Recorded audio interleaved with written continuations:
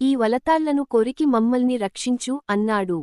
చిత్రగ్రీవుడు మాటలకు హిరణ్యకుడు ఆనందిస్తూ, మిత్రమా, నీ కోరిక తప్పక మన్నిస్తాను.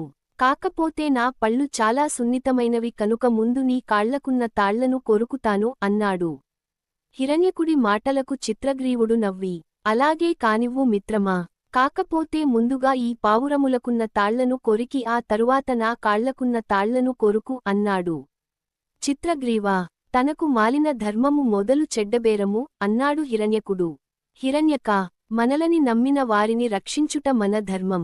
అదే న్యాయం. అందుకే ముందు ఈ పావురాలని రక్షించి ఆ తరువాత నన్ను రక్షించు. చిత్రగ్రీవుడి మాటలకు నిజమును గ్రహించిన హిరణ్యకుడు తన పళ్లతో అన్ని పావురముల బంధములను కొరికి వాటిని రక్షించెను.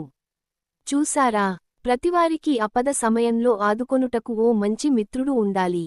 మిత్రలాభము కంటే మించిన లాభము లేదు అన్నది ఈ కథలోని నీతి. 4 రూపాయలను వెనకేసుకోవటం కంటే నలుగురు మిత్రులను సంపాయించుకున్నవాడే నిజమైన ధనవంతుడు, గుణవంతుడు అని చెప్పటం కూడా ఈ కథలోని ఉద్దేశం. ఇంతటితో ఈ కథ అయిపోయింది. మరొక కథతో మళ్ళీ కలుద్దాం. Please subscribe to my channel Telugu కథలు.